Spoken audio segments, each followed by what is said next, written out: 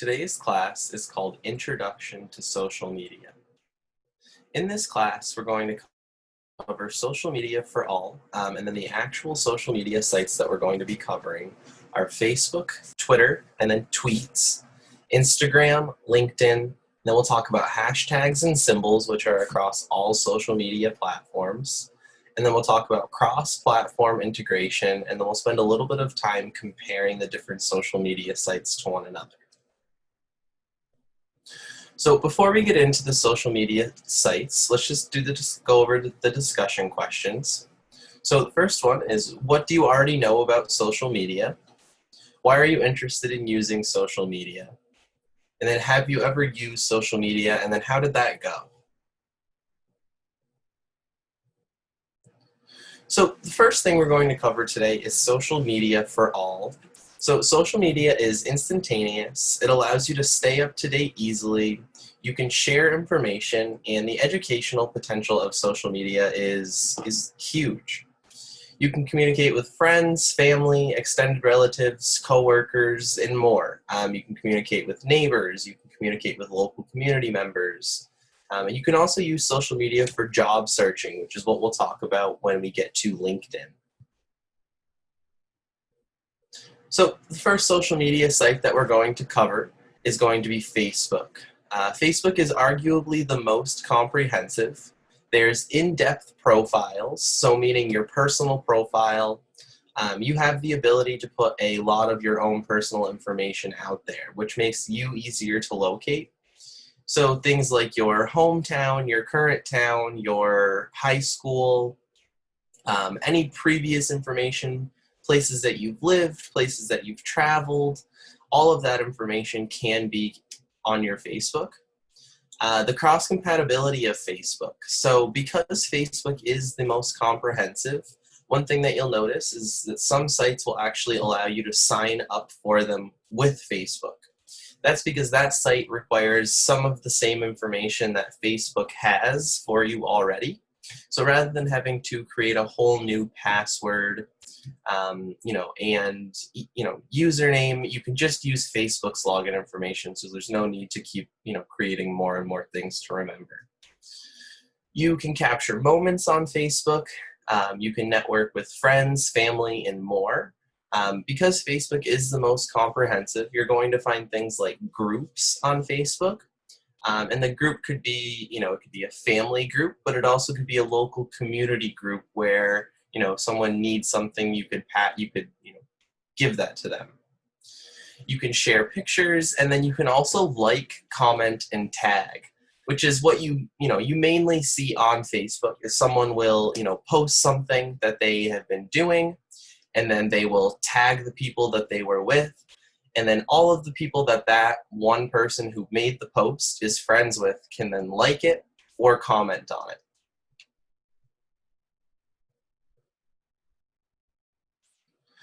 So next is Twitter. So Twitter is, mainly real-time updates and communication with members. So again, one important thing to note when we're talking about social media is that a lot of these things are going to stay on that respective social media site. We'll talk about the exceptions when we get to cross-platform integration of the social media sites. But usually things that happen on Twitter will be seen by other people on Twitter and vice versa. So Twitter is also used for publicity and networking. You'll see that a lot of celebrities, their main form of social media is going to be Twitter. So information dissemination, news, celebrity gossip, current events, and then trends. So one of the big things on Twitter is what is trending. It's kind of a term that gets thrown around quite a bit.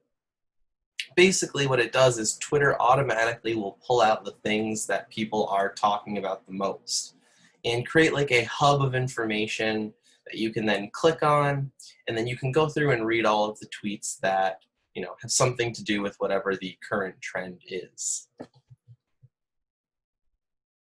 So talking about tweets specifically, so everything you see on Twitter is going to be a tweet. They're all user generated. So tweets are how users share information between one another.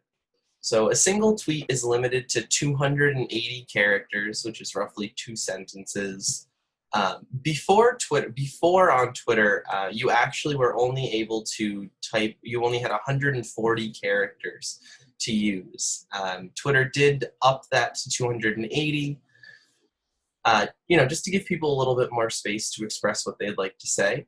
And the content on Twitter, or the content in a tweet, ranges from news to self-promotion and nonsense.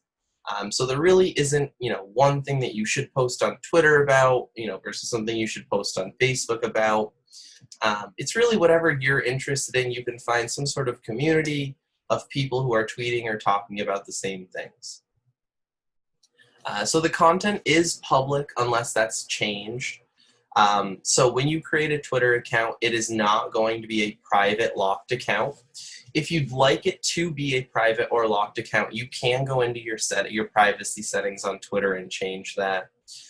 But typically it's going to be just public, so anyone who sees it can react to it in some way. Where if your account is private, they must request to follow you, and then you actually have to accept that. So it's similar to, when someone sends you a friend request on something like Facebook, you have to accept that friend request. If your account is private on Twitter, it's the same idea. And you can see right here off to the right in the picture, it's a sample tweet from Senior Planet. So the tweet, "This Giving Tuesday, Senior Planet had the goal of $5,000 with your help, and we were able to reach it. Now we are extending our goal to $10,000 to take full advantage of the generous matching funds available to us. Click the link to join us," and then there's a link at the very bottom that you can actually click on, and then it would take you to that website. But you can see that most of the text in that tweet is just normal white text, but there's a couple of things that are blue. So anytime you see anything that's blue on Twitter, it means you can click on it. So things that will be blue will be hashtags, @symbols, and links. And we'll talk about all of those a little bit later on in this presentation. But just keep that in mind, that if something is blue, you can click on it. So just a couple discussion questions. So have you used Facebook or Twitter, and how did that go? Tell us one example of how you would use Facebook right now. One way you could use Facebook right now is you could give your friends and family an update of how your weekend went, if you did anything or went anywhere. And then tell us one example of how you would use Twitter now. So you could use Twitter a little bit differently. You could use it for the exact same thing that you would put on Facebook, but you also, because Twitter is a little bit quicker, you could put, what happened this morning before you had breakfast. All right, so moving on to Instagram. Instagram is a social media platform for images. It's also a social media platform for videos, but you need to have a video or an image every time you go to put something on Instagram. So the name Instagram is a combination of instant camera and Telegram. So Instagram is mainly used for sharing pictures and videos. You can add filters. So another nice part of Instagram is the photo editing that's built right into the app.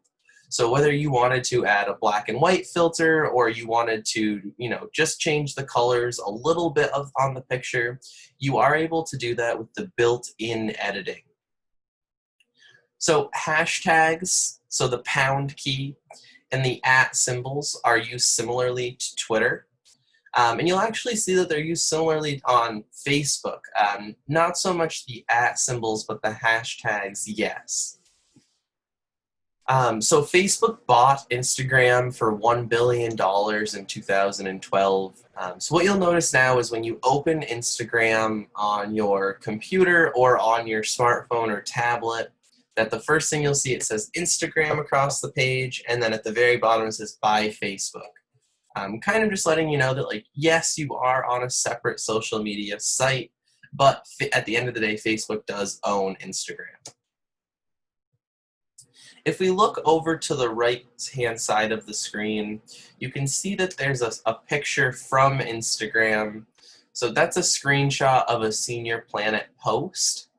So Senior Planet had that picture and they took it, or someone sent it to them, and then they went through the process of adding a filter and then adding a caption. So you can see that the caption was members from hashtag Senior Planet, Montgomery County, are sharing why they support Senior Planet. So a lot of times on Instagram, you'll see that people will put hashtags just kind of in the middle of their caption. So in this case, it was members from hashtag Senior Planet, when in reality, the hashtag doesn't necessarily need to be there. But when we talk about what hashtags are and what the purpose of them, what the purpose is, you'll see that it creates a hub of information. So now this post here will show up with any post on Instagram that has hashtag Senior Planet in it.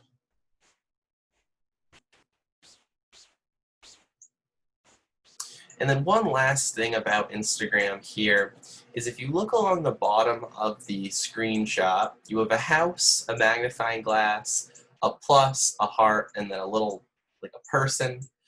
The house is going to be your main feed or your home feed. So that's people that you're following. Anything that they post will show up there. The next one over, the magnifying glass, that's going to be your explore page. And also where you can search for things. So it's going to be where you search for hashtags, where you search for people, where you search for, types of accounts. That will all show up in there. The middle button, so the plus, that's going to be how you start a post.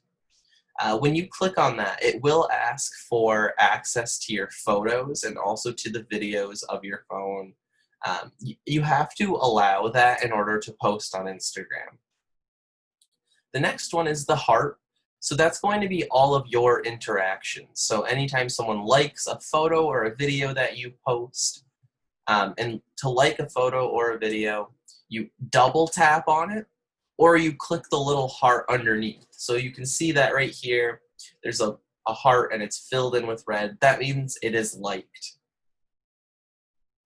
And then the last one, so the person or the silhouette, that's your profile. So if you click on that, it pulls up your own personal profile and you can see what you've posted, how many followers you have, and things like that.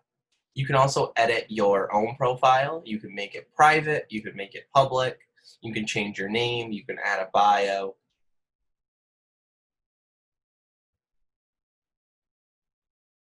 All right, so going into LinkedIn, LinkedIn is a little bit different than the other social media sites we've talked about, so Facebook, Twitter, and Instagram. LinkedIn is a social networking site geared towards professional networking.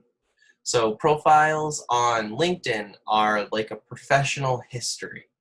So it's like a resume, but a little bit shorter. It's not quite as in-depth, but basically if someone were to click on your LinkedIn profile and you had filled it out the correct way, they could see where you've worked, when you worked at that place, what your main responsibilities were, people you worked with, the names of the companies, things along those lines. So some tips for using Instagram, you want to use a professional picture, and you also want to use a professional email address because your email address is visible on LinkedIn. It allows for people to reach out to you directly, which is why LinkedIn is great for job searching, and that is a big part of what LinkedIn does. A big part of their user base is people looking for jobs or people within their professional networks, kind of sharing information with one another, and really just kind of connecting with one another. So again, you wouldn't want to necessarily use LinkedIn like you would use Facebook by posting, personal updates and things that you've been doing with your family. On the other hand, if you were doing things for work, you would put something, you would put work-related things on LinkedIn.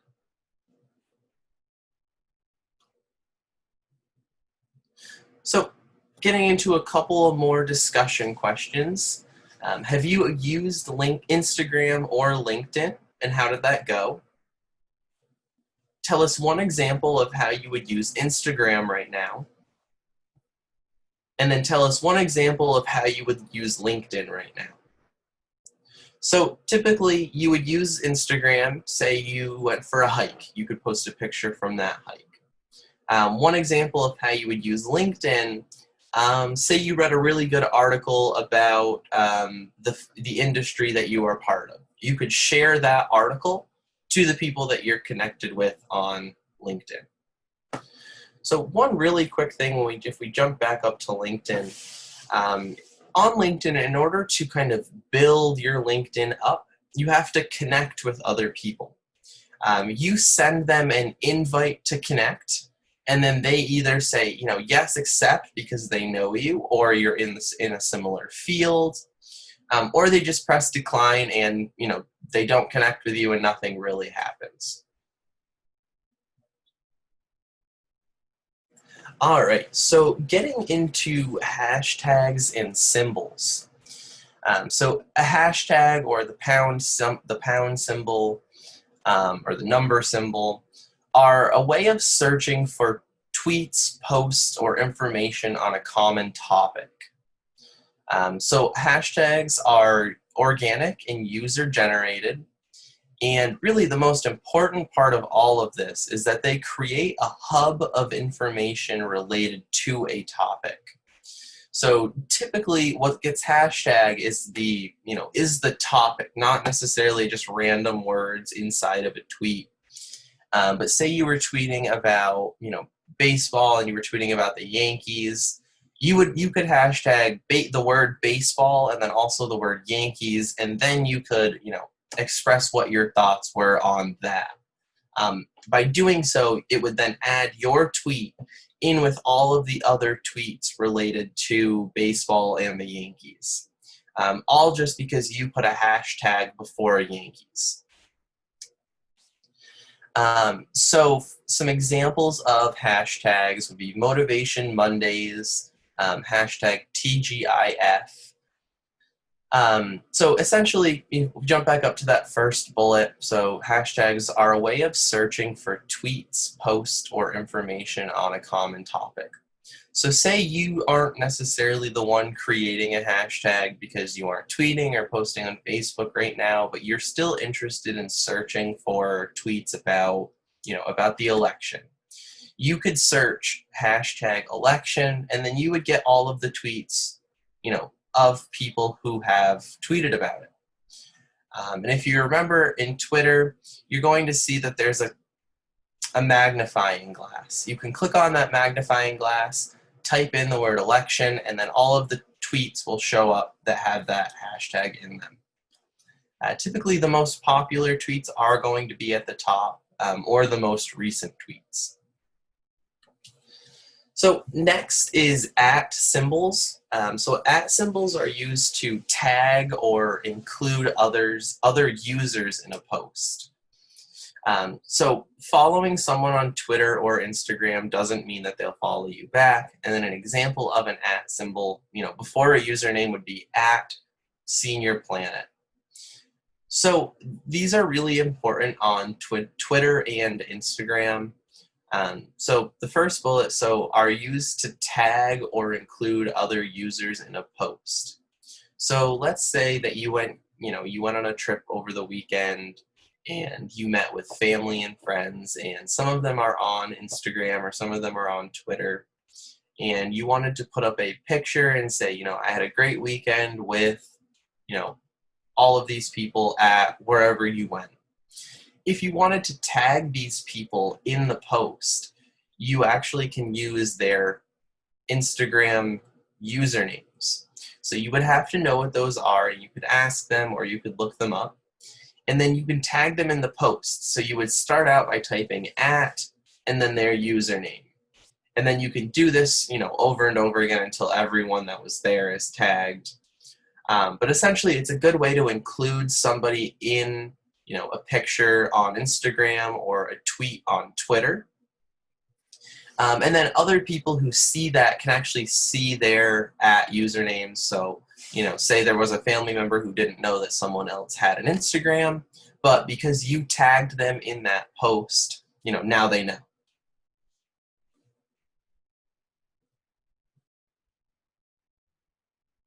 All right, so moving into a couple of more discussion questions.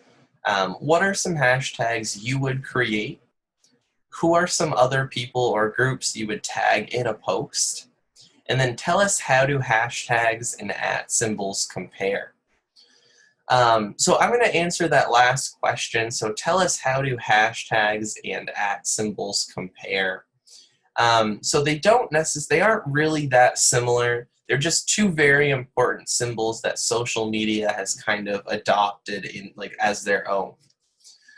So the hashtags are going to be creating hubs of information. So hashtags are always related to content, always related to things that people are putting onto Instagram, Facebook, and Twitter, where the @symbol is only used to kind of identify you. So it's really, really important that when you create your Instagram or Twitter account, you're going to create a username. That username is always going to have an @symbol before it, anytime someone wants to kind of tag you in something. So it's a good idea to kind of write your username down with the @symbol in front of it, just so you don't forget that the @symbol is always there.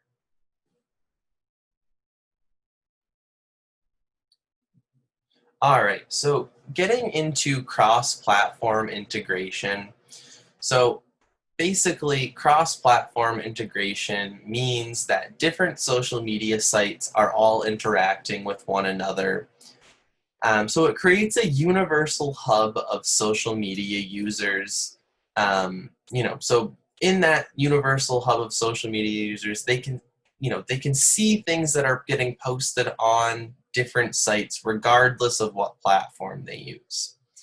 So earlier I had mentioned that typically, if you're on Twitter, you're only going to see tweets. Or if you're on Facebook, you're only going to see Facebook posts. We're getting to a point where, with cross-platform integration, that it doesn't necessarily matter what, social media site someone is using, but people across all platforms are going to see it. Whether that's someone screenshots something and then makes a post of it, or because they have cross-platform integration turned on. So say they're on Twitter and they tweet something, that tweet then automatically gets turned into a Facebook post. So some examples: tweets can show up directly on your Facebook account. Links to photos from Instagram can be included in your tweets. And then cross-post content seamlessly between Facebook and Instagram. So like I had mentioned before, Facebook owns Instagram. So it only makes sense that there is, there is the best compatibility there.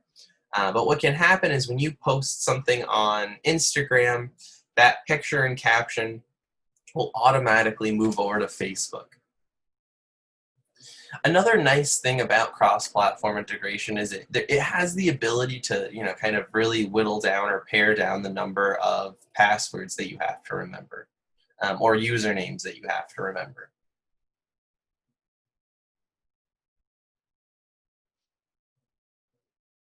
All right, so comparing Twitter and Instagram. So first we'll go through Twitter and then Instagram. So on Twitter, what you actually post on Twitter is called a tweet. On Instagram, what you actually post is just called an Instagram post. The @symbol and then username on Twitter, it's called the Twitter handle. On Instagram, it's called the Instagram handle. So your actual profile, so on Instagram, if we just scroll back up a little bit,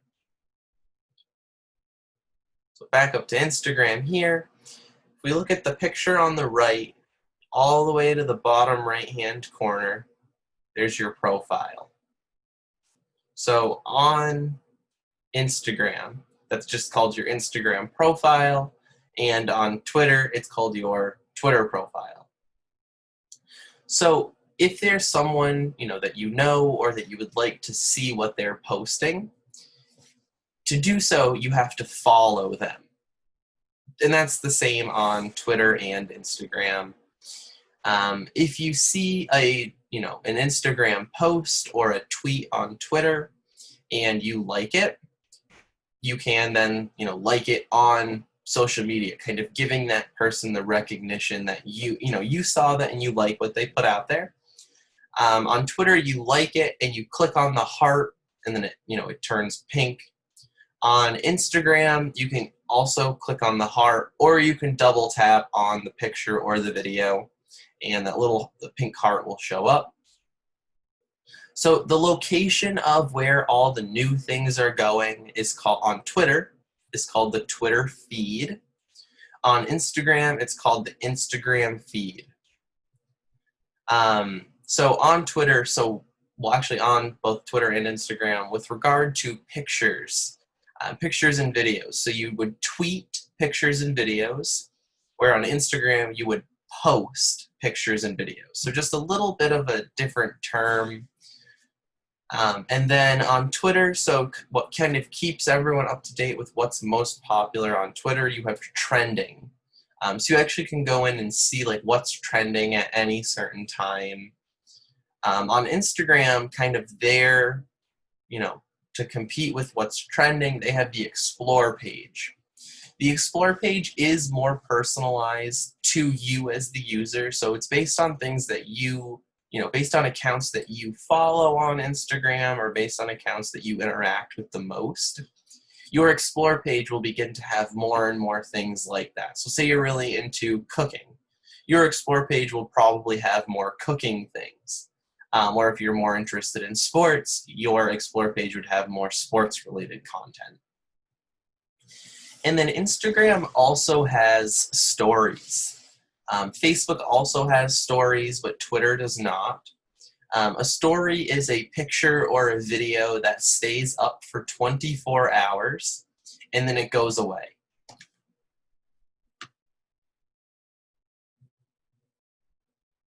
All right, so now comparing Facebook and LinkedIn. So Facebook is typically it's most often your friends and family. It's picture rich, just meaning that people put a lot of photos on Facebook because, that's where your friends and family are. That's where, they would be most likely to see those things. There's games on Facebook, universal contacts, free discussion. You can like things. And Facebook just has an overall social feel. People commenting on things or liking things, people sharing things on Facebook. And really, I think it comes down to who you're friends with on Facebook. Is your Facebook mostly friends and family, or is it, friends, family, but also, just people that you just kind of know? And then kind of, comparing Facebook, we can take a look at LinkedIn. Again, LinkedIn is a very personal website, but in a different way than Facebook is. So, LinkedIn is professional, but, you are still talking about yourself a lot on LinkedIn. So professional connections, job hunting. Professional organizations will have LinkedIn accounts that you can connect with, and then, they will post if they have job openings or what they're kind of doing in the community. You can get references on LinkedIn. Say if you have a skill and you wanted other people to know that you had that skill, you could put that on LinkedIn, and then you actually can then have people endorse that skill, which is kind of verifying to others that, you actually are good at, what you say you are. You'll get job news, so any updates in your job area of expertise. You'll get news related to that. It's also a great site for researching things because people are, creating a bunch of their own articles and putting them out onto LinkedIn. It's a good place to go through and read what your, professional connections are doing. And then, overall, there's a professional feel to it.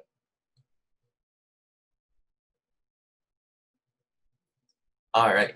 So discussion questions for Facebook, Twitter, Instagram, and LinkedIn. Which are more for social connection? I would definitely say that Facebook would probably be the top for social connection. Which are more for sharing or reading information? I think Twitter, people share a lot of things on Twitter. But also LinkedIn, because people are creating those articles and sharing articles or putting press releases out. There's a lot of reading that you can do there. And then how do you evaluate the information you see on these social media sites? That is pretty personal. Um, you know, if you see things that aren't necessarily true or things that you don't agree with or don't like, you do have the ability to like hide them, or you don't have to interact with the person who is putting those things out. And that is the end of the social introduction to social media. We covered a few different social media sites today. We talked about Facebook, Twitter, Instagram, and LinkedIn. We also have more in-depth lectures for each of these sites. This was meant to give you a quick overview of what each of these social media sites is, to then kind of hopefully help you pick out which one would be the best for you to use.